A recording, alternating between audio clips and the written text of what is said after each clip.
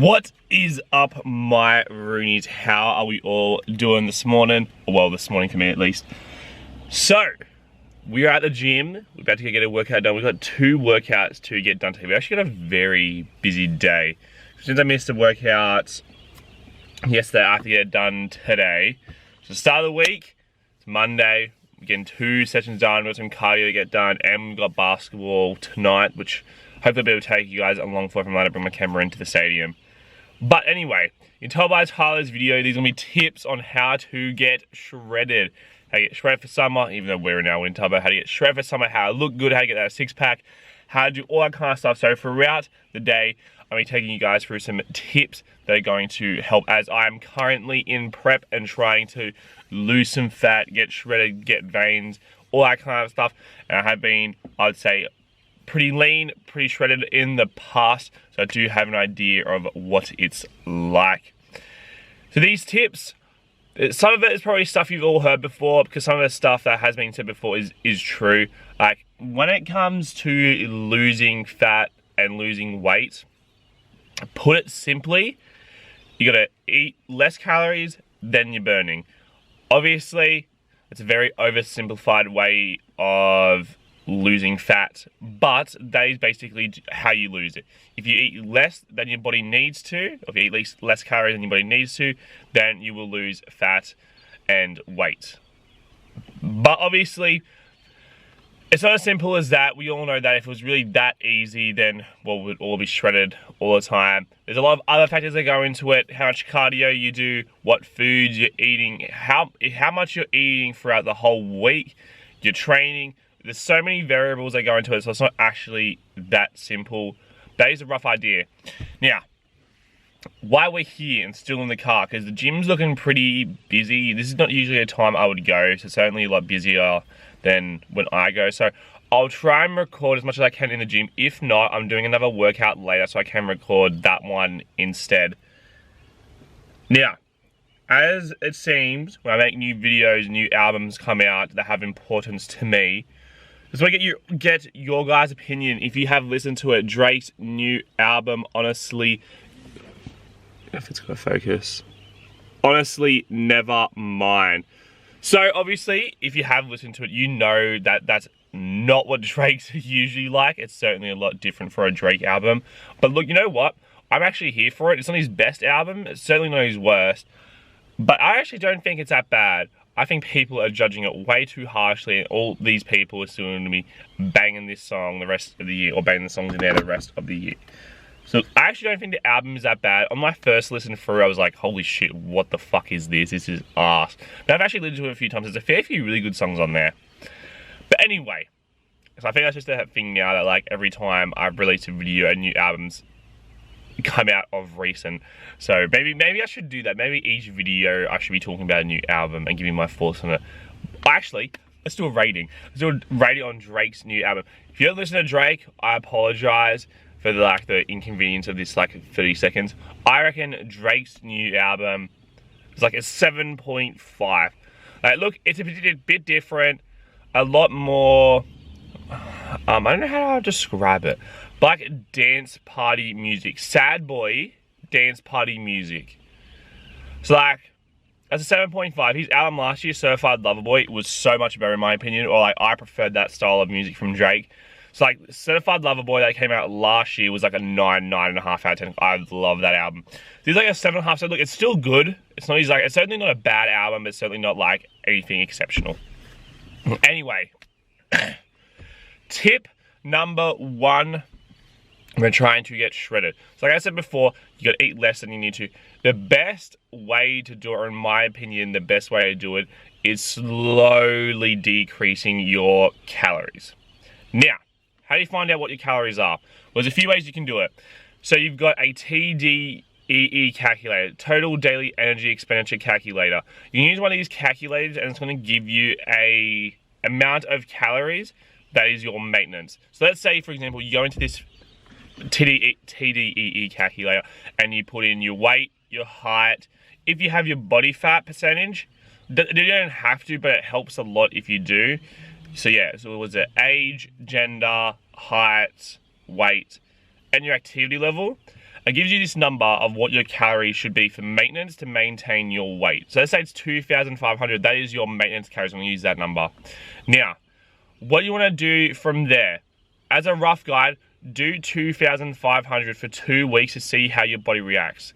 Just because the TDEE calculator says your calories is 2,500 doesn't actually mean it's not 100% accurate. It's not going to be 100% accurate. So that 2,500 could be way too much, it could be way too little.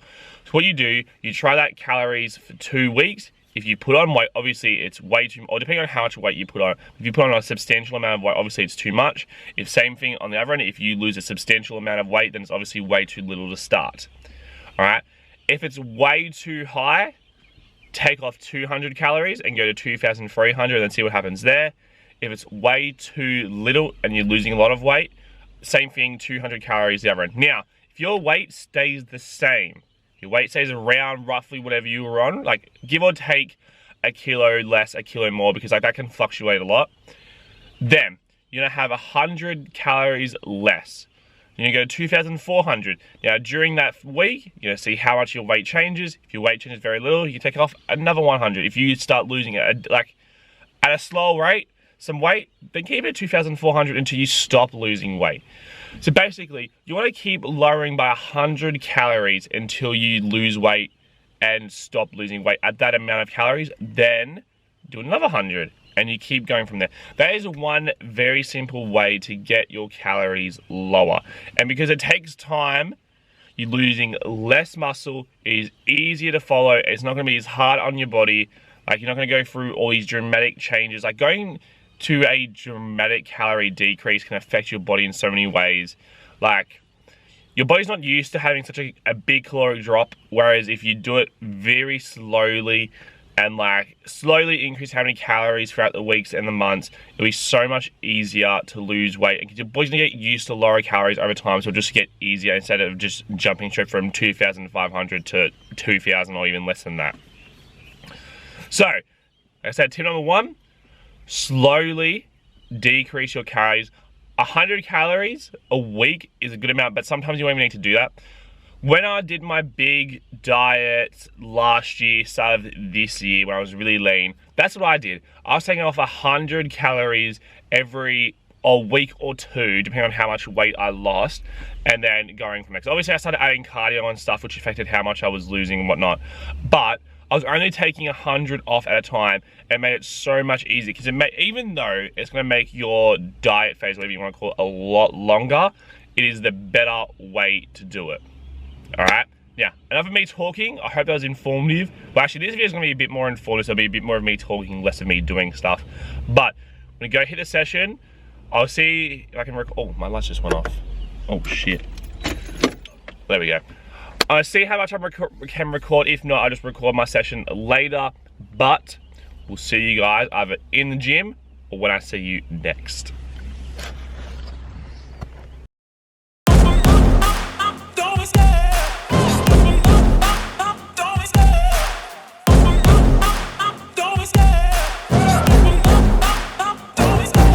Love the chase and the hunt, and I set the pace when I'm running. I always take what I want and I always give it 100. Don't need a bank, no I'm funded. Play the game like it's nothing. I'm always thankful for something. Don't take for granted, stay humble. Now wake up! It's time to look at the enemy. Look in the mirror if he is no friend to me. It's not working out, maybe it's the chemistry. It's time to break up so I can make a better me. Better believe in your mind, cause it's everything. You can mold, shape, find almost anything. All it takes is some time and some clarity to find your identity. It's mind over everything.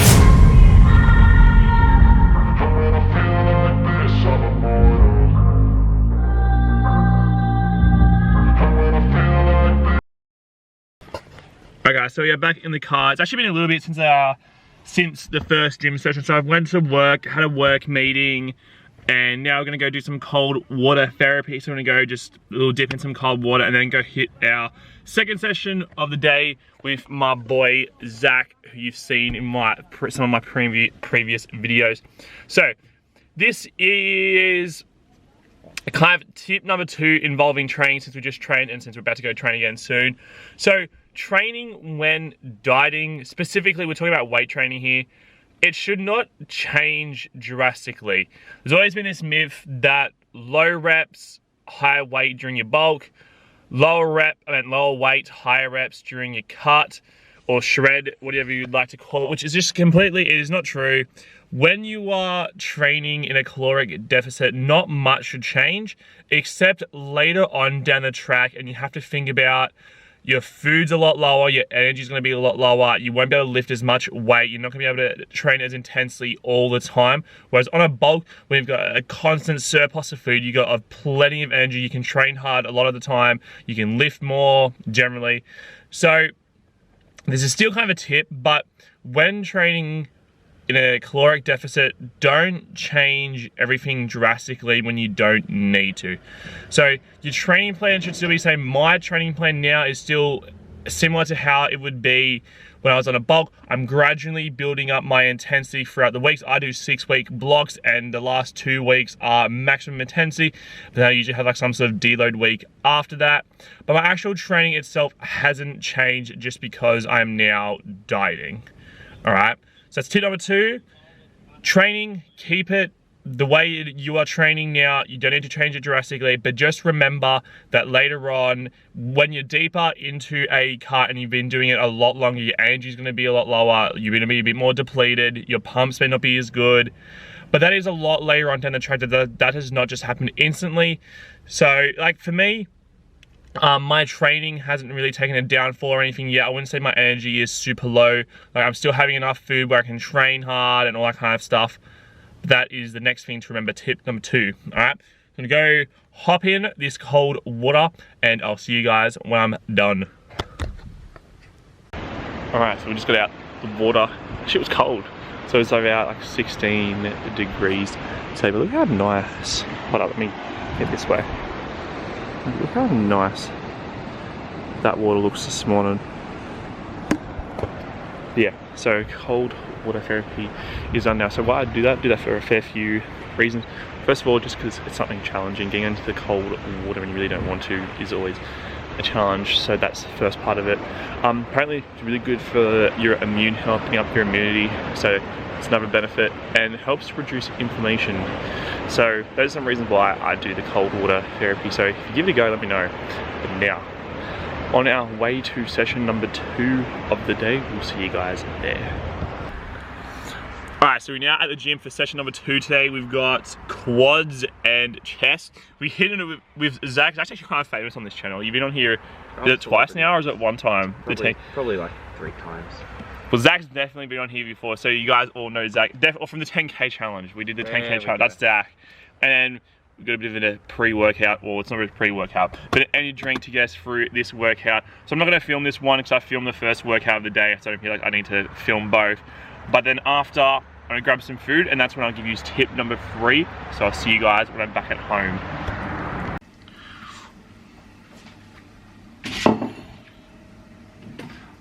Alright guys, so now we are back home. We stopped at the shops to grab a few things for some meal prep, which also leads us into tip... Oh, someone's giving me a call.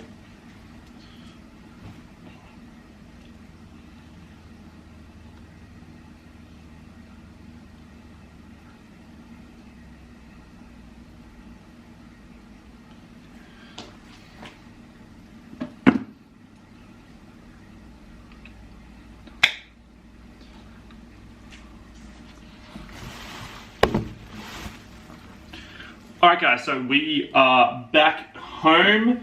So we finished up at the gym. We finished the session we had, like I said, we had chest and quads. We finished that, went to the shops to grab a few things, and now we are back home.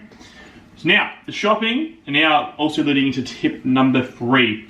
So, when trying to lean down, get those abs, get those nice aesthetics, you want to be organized. That's tip number 3, is be organized.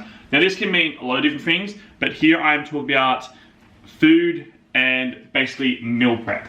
So every Monday, after I've been to the gym, been to work and all that kind of stuff, I come home and I cook up my lunches for the week.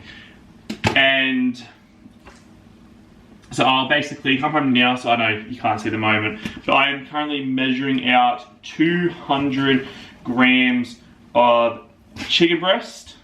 So measuring that out here on my scales. I know you can't see it, but on my scales. And I'll get some rice made. So then I'll put rice, chicken, vegetables in these containers, and I usually make about 5 or 6 depending on the week. And then that'll be my lunch, or at least a meal for the week. Then I will get a few days in advance. I don't do the whole week for my breakfast because I just feel like there's no point because I'll have the time of the day. But I'll get some breakfast ready for the next few days. So today, what is Monday? So I'll probably get breakfast ready until like Thursday, Wednesday-ish, give or take. So getting organized with meals makes life so much easier. It's like, let's say, obviously it depends what your work's like, what other stuff you do during the day. But for me, meal prepping has made it so much more convenient and easier to diet down, because I know when I come home, lunch is already made, it's just gonna go in the microwave and then it's done. It saves me thinking about having to come home and measure more food and spending so much more time cooking and measuring food that doesn't actually need to be that long. So like, you can do this, you can make heaps of stuff in advance, chuck it in the freezer, and then a day before you're about to eat it, put it in the fridge so it defrosts, and then you just go from there. So that is what I do every Monday. I'll meal prep some meals for the week. I'm not gonna obviously do every meal because dinner is usually a frozen meal anyway. So that I go to Woolies, I go to the frozen meal section and pick up more of like the high protein muscle meal type things. And that's usually what my dinner is. Even that is being organized. If you buy a few of those, then you come home after you work, after whatever you do for the day, your dinner's already there, it's in the freezer, you just take it out, put it in the microwave, and then it's done. It saves you having to come home, cook, and spend all this extra time basically making food when you don't need to. So, tip number 3 is be organized. Now this can also apply to other things other than food. So this may mean just being organized for the gym. So I always get my stuff ready the day beforehand. So if I've trained now, I've already trained in the morning, then I'm gonna get my gym bag ready for tomorrow, so I'm organized. I can just take it with me in the morning to work, go straight from work to the gym and not have to worry about stopping back home when I've got all my stuff packed. Now obviously we're talking about how to get shredded, and obviously packing a gym bag isn't gonna get you shredded, but getting your food organized will help to get you shredded. Alright, so I'm gonna finish cutting up this chicken and getting it organized, and I'll cook it up with some rice. And then I will see you guys in a little bit for tip number 4.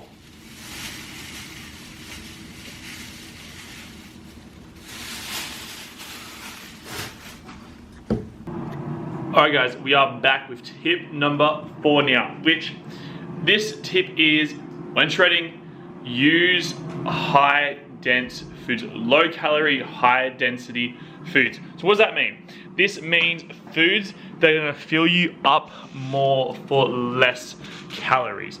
So each person is different with which foods fill them up more than others, but some good ideas are oats, white potatoes, vegetables, and there's probably a fair few others, but using things that are gonna have less calories but fill you up more, or using low calorie alternatives. And I've got some here that I'm going to show you.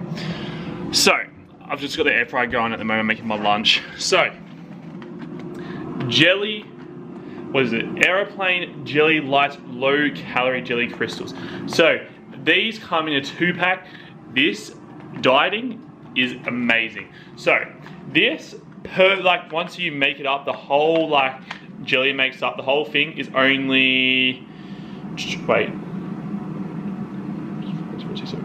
56, I'm trying to do the math. 56 calories for like a whole ass bowl of jelly. And most of those calories are protein.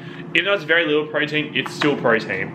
So like things like this, low calorie alternatives. Oh, pardon me.